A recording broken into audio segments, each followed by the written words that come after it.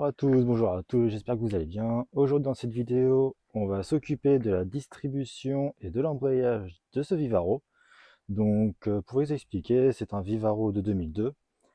La caisse à 380 000 et le moteur à 180 km. C'est un 1,9 litre 80 chevaux, donc un moteur Renault.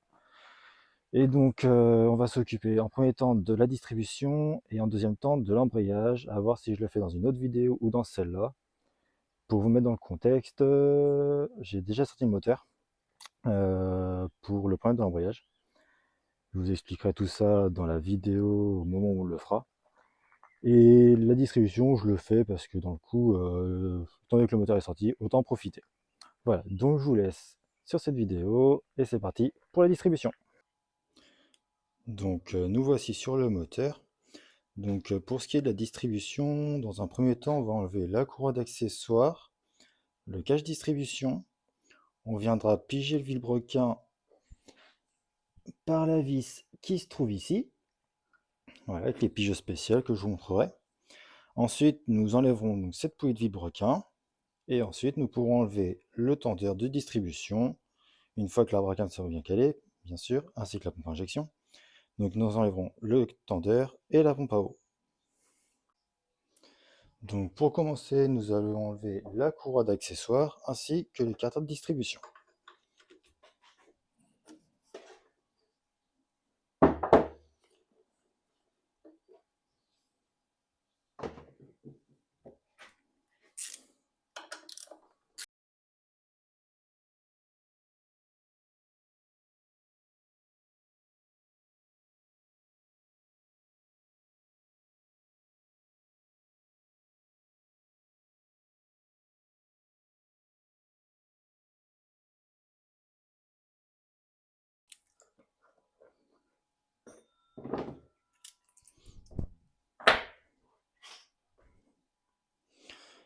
Maintenant, une fois que le cartable de distribution et la courroie d'accessoires sont enlevés, on va piger le vilebrequin, donc par la vis que je vous ai montré tout à l'heure.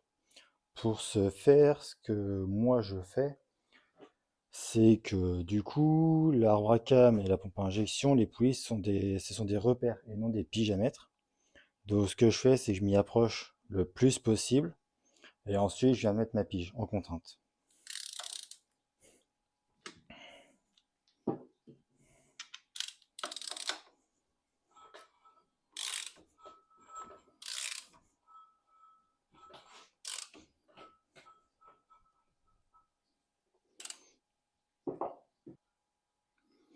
Donc nous voyons ici que nous avons un repère ici ainsi qu'une flèche ici. Donc là, je me suis mis à une dent de décalage.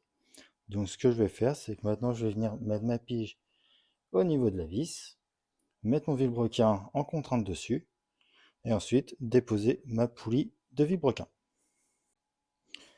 Donc maintenant que le cartable de distribution est enlevé ainsi que la courroie d'accessoires, je suis venu du coup mettre ma pige au vilebrequin, donc à la place de la vis. Voilà. Mon vilebrequin est du coup en appui dessus. Donc là, on peut regarder, il n'y a pas moyen de le tourner. Voilà. Ici, nous avons notre repère qui est en face de la flèche. Voilà. Et donc à ce moment-là, on peut commencer à défaire la poulie du requin ainsi que le galet tendeur. Donc c'est parti, on défait tout ça.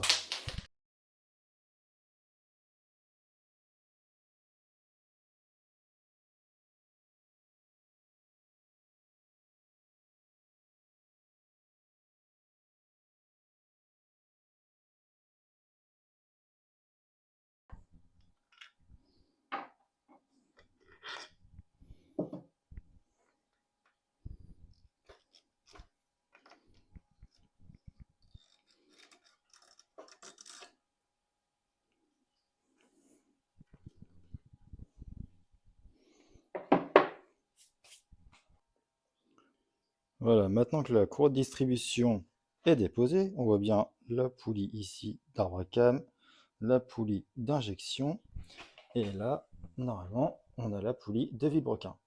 Donc certaines poulies sont ce qu'on appelle clavetées. Donc si on regarde dans la poulie, celle-ci ne l'est pas en fait. Celles qui sont clavetées ont une petite, ce qu'on appelle une petite clavette du coup, sur le dessus, qui viennent rentrer dans le vilebrequin directement, ce qui empêche au moment du dévissage de tourner le vilebrequin et du coup de tout décaler. Celle-ci ne l'est pas, du coup c'est pour ça que j'ai mis ma piche de vilebrequin au départ. Ensuite, pour ce qui est du galet tendeur, il se trouve ici, hop, et il doit venir en fait à ce niveau-là. C'est ce qu'on appelle un galet excentrique. Donc en fait, pour le réglage, c'est en y mettant une vis ici à pousser qu'on vient tendre la courroie, plus ou moins, suivant le réglage préconisé. Et une fois serré, il ne bouge plus. Voilà. Pour ce qui est donc du coup du galet tendeur, on enlève cette partie-là ou directement la plaque. Parce que dans tous les cas, la plaque, on la change en même temps. Pour ce qui est de la pompe à eau, elle se situe ici. Donc certaines fois, en fait, ça arrive que les pompes à eau se dessertissent. Je vous montrerai ça après. C'est une ailette en fait qui est derrière, qui se dessertit.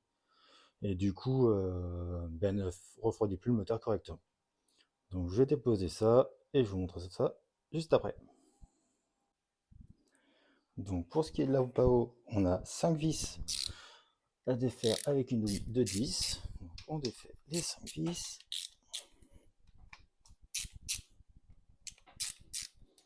Alors mettez une bassine en dessous, il se peut qu'il reste du liquide de refroidissement à ce niveau-là. Surtout si vous ne l'avez pas vidangé avant, vous risquez de faire couler quelques litres.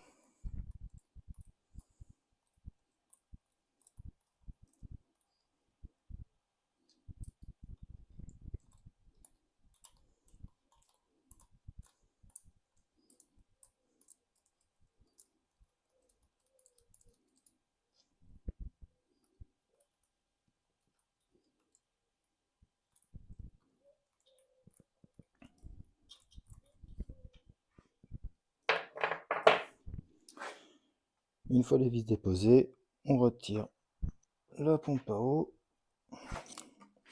quand elle ne veut pas avec un tournevis. Tac, et on vient faire levier là où il y a une prise. Hop. On remonte un peu la chèvre.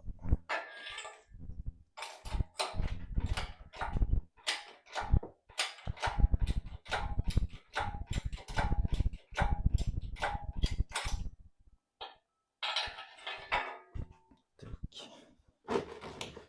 Et comme ça, on peut déposer la pompe à eau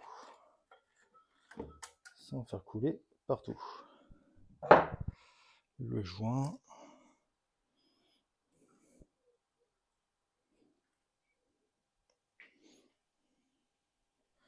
Donc quand je vous parlais de l'ailette au niveau de la pompe à eau, c'est celle-ci. Donc en fait, elle tourne en même temps que la poulie. Et certaines fois, on va dire aux alentours de 180-200 000 km, ça arrive sur ces moteurs-là que les ailettes se dessertissent au niveau d'ici. Et du coup, ben, soit elles tournent librement, soit elles ne tournent plus du tout, il n'y a que la poulie qui tourne. Donc qui ne refroidit pas correctement le moteur. Voilà. Donc dans un second temps, on va déposer la plaque du galet tendeur.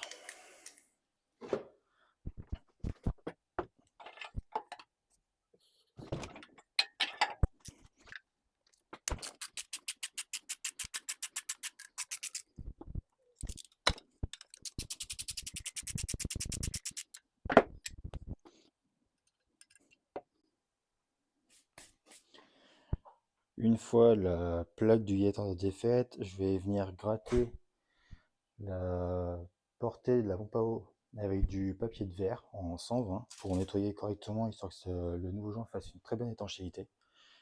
Ensuite, je remonte la pompe à eau, je remonte le galet tendeur et on n'aura plus qu'à remettre la courroie de distribution.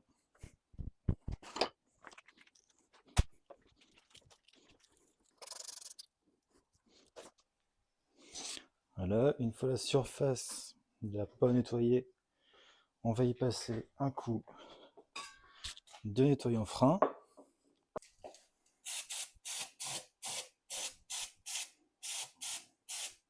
On passe un coup au niveau du tendeur. Voilà.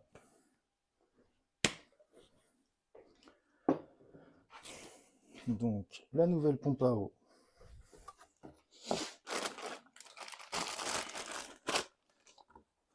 Hop.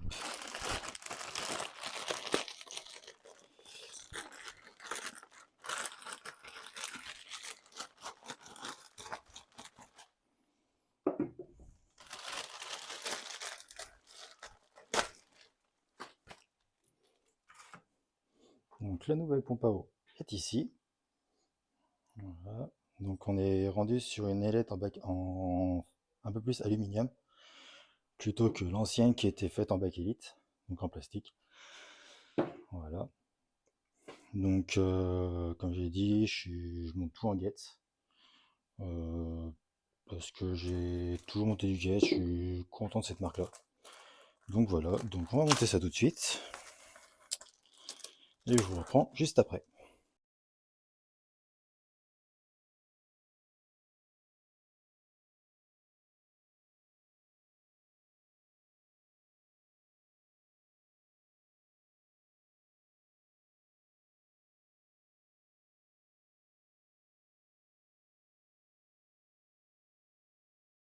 Pour ce qui est du couple de serrage des vis de la pompe à eau, on est censé les serrer à 20 newtons.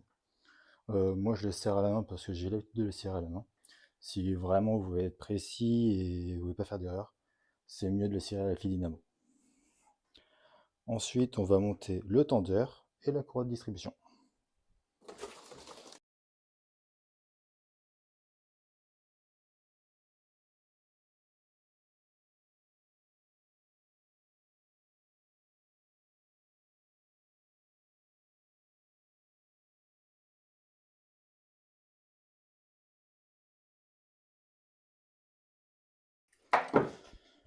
Voilà, galette tendeur remontée, on passe à la courroie de distribution. Avant de remonter à la courroie de distribution, on vérifie que les poulies d'Arwacam et de pompe à injection n'ont pas bougé. C'est de vilebrequin, il y a très peu de chance. Une fois que tout ça s'est vérifié, on peut la remonter.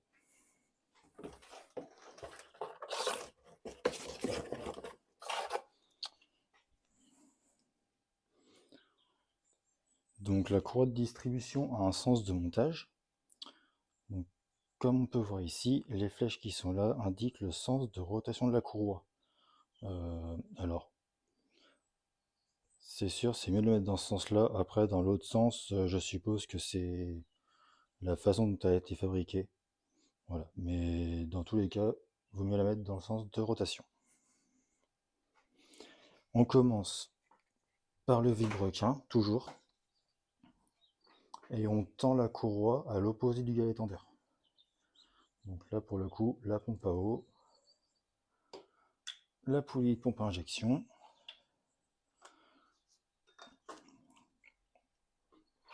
la courroie, la poulie d'Arwacam,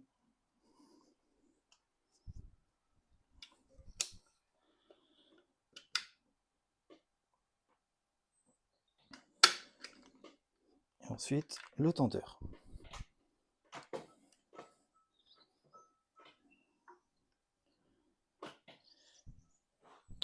Je tends tout ça et je vous reprends juste après. Donc voilà, courroie de distribution remontée et tendue. Alors, du coup, pour le tendeur, comme je vous ai dit, on a une vis à placer ici qui vient pousser le galet, qui vient ensuite tendre la courroie. Alors, pour la tension de la courroie, sur ce modèle-là, il faut une valeur en Hertz, qui est de 88 Hertz. Du coup, moi j'ai pris mon téléphone avec une appli, et il faut venir ici, voir si la tension se fait bien. Donc en fait, on pince la courroie et on la relâche. Ça nous donne une valeur, si elle est bonne, on serre l'écrou ici, donc celui-là c'est à 30 newtons. Donc pareil avec les dynamos. Moi j'y rajoute une toute petite goutte de Loctite, histoire que c'est sûr que ça bouge pas. Donc maintenant, pour finir, on remonte la poulie vilebrequin, on fait nos tours moteurs, voir si tout va bien. Donc 2 tours moteurs. Si tout est bon, on remonte le carter, la croix d'accessoires, et ce sera bon pour la distribution.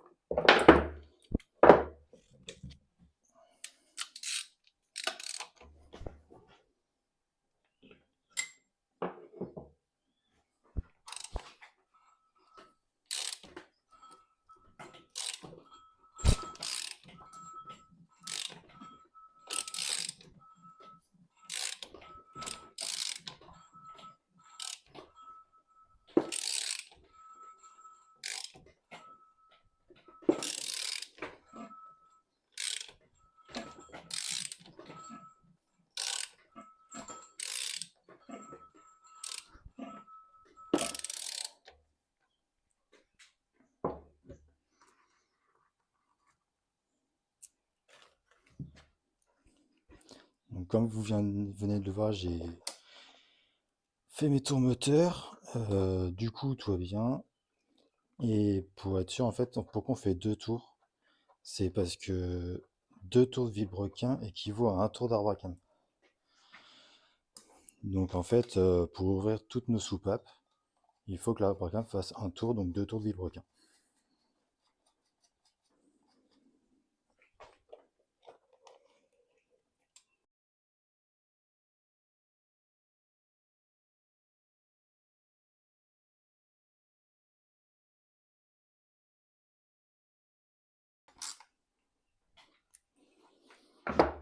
Donc voilà, carte de distribution remontée, on passe à la courroie d'accessoires. Donc la mienne, je la change pas parce que je l'ai changée il y a un mois, donc elle est neuve. Donc je la remonte et puis ben, ce sera bon pour la distribution.